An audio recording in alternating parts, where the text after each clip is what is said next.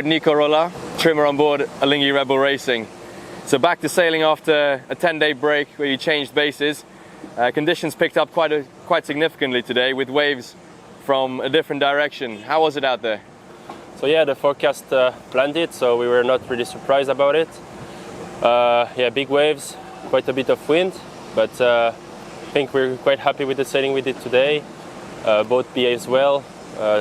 We were helmsman and trimmer were good, getting good along, so it was great.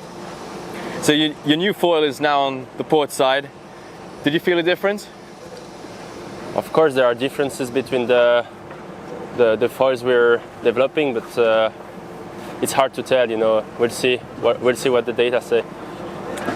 What difference did you expect to feel or see? I think just how it behaves in different sea state and in wind. Can we expect any more iterations to this foil? Are you going to make any changes to it? I don't know. I'm not really in charge of it. So I'm just sailing on what it's given to me. And what was it like to sail in these conditions with, with the wind from the south and the swell from the east? Did it make a big difference? This east swell is always tricky, but I think with time we kind of get used to it, and it's so nice. It's tricky, so I like it. It's a big challenge. The mark roundings look pretty intense towards the end as the wind was pretty strong. What foil can angles are you going for? I'm not really sure, but the only thing I'm sure about is sometimes we should go for two boards because it's safer, and in the end it's good as well. But yeah, can't angle it. I think it really depends the sea states and the wind. It's really on the moment. So, what are you doing with the twist of the sail? Are you releasing all the twist in the sail, opening up completely? Today we tried different things. I think we can still push for more, but yeah, like I said, it really depends the sea state and the wind, and on the moment with your speed you're carrying in. So it really depends.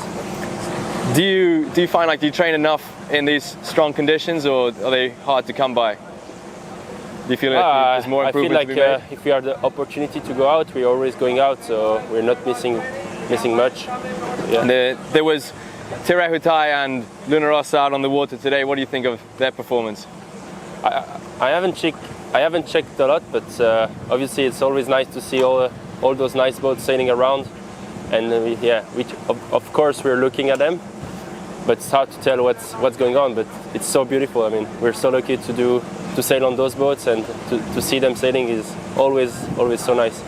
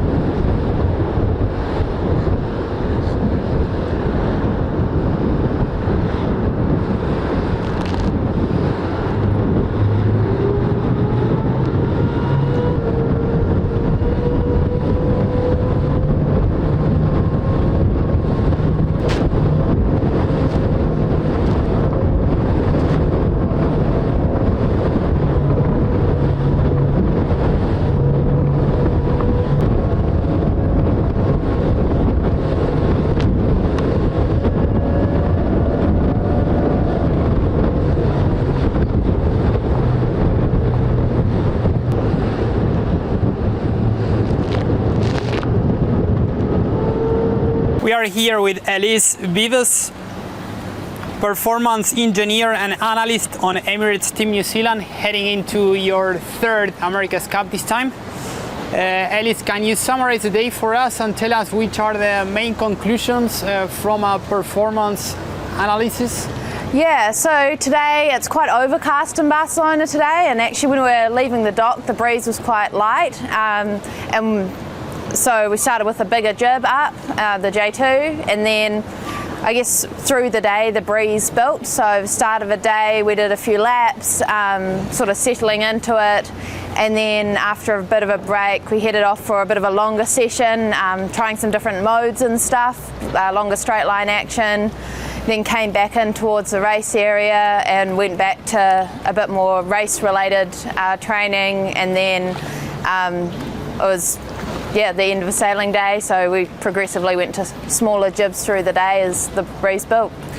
Going into your role of analyzing performance, yeah, which are the main metrics and parameters that you are tracking on the water in order to then come back to shore and lead a debrief and try to communicate to the team where are the areas in which they can improve?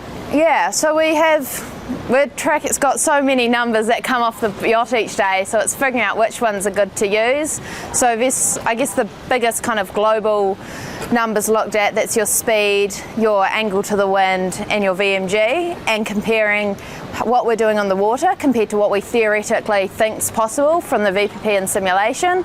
So we're looking at those live, the sailors are looking at them live, they're saying, oh, we're going a bit slow and narrow at the moment, or actually we're going a bit fast and wide. And we're finding here with the waves typically being really skewed to the wind that it's quite different between port and starboard tack. So it's like if you're sailing in a dinghy and you've got some leftover swell that's pushing you upwind, then you can go way faster than normal, but then the other way that's more directly into it's pretty painful. So I guess that's a big thing we're looking at this stage up here, and sailing the yacht in Barcelona is in Auckland, the wind and the waves are a lot more square. So here we're learning about these differences tack to tack, what you should do different on those two tacks to get up and down the course as quickly as possible. And now after more or less 10 days sailing here in Barcelona, yeah, when you sit down and you look at the numbers here compared to the numbers in Auckland, and when you compare days in which you had similar conditions, do you find anything that it's calling your attention, or things that are very different, or where you can find different tendencies? Yeah, as I was saying, it's quite a lot with those two different tacks that things are a lot more asymmetric. We can look at, you know, the numbers that are coming off sort of a, say, main sheet load, Cunningham loads and stuff, and look at what's happening differently tack to tack, and, you know, highlight those to the sailors and check in, you know, is this something you're intentionally doing because there is that different performance tack to tack, or maybe, oh, actually, no, they are trimming this way on port, this way on starboard, but that way's better, and maybe we'll try do it that way, or vice versa. And when going into the other area that you lead, that it's a simulation on the simulators, can you explain a little bit to the audience how you use simulation and what you try to simulate, and which conclusions you can bring out from the simulators that can then be applied on the water? Yeah, so I guess the simulator's like a video game where the focus has been on the physics behind it. So we're trying to model all the forces that go on in reality as well as possible. The hydrodynamic, the aerodynamic, and all the dynamics of the yacht accelerating, decelerating. So we sort of use the simulator for a few different things. One is sailor training. So say when we're launching the AC40 before going out on the water, the sailors, they spent quite a bit of time on it beforehand to get used to the buttons, and that's why we've had this simulator package which has fancier graphics. It's being sold to youth and women's teams so that they can practice before going on the yacht and learn where everything is. Then a second use is for comparing the performance of different components. So we might do laps with one foil and then change to another foil and go back between them and see if we can pick up any differences where if one's better than the other around a racetrack, as opposed to what it says in a VPP, because around the racetrack you've got manoeuvres, you're coming out of manoeuvres slow, you need to accelerate, you're not always up at full speed. So that's, I guess, the second main use of a simulator. And when you compare your activities on these last 2 years comparing to the 2 years before the last America's Cup, are there any significant differences? Is it all the same thing? Yeah, I guess my role this time to last time's very similar in terms of going out on the chase boat when we're sailing, looking at the data. I guess I do other random bits and pieces around the place on various projects, so I guess those are different, but they, I guess, make up a small part of my job.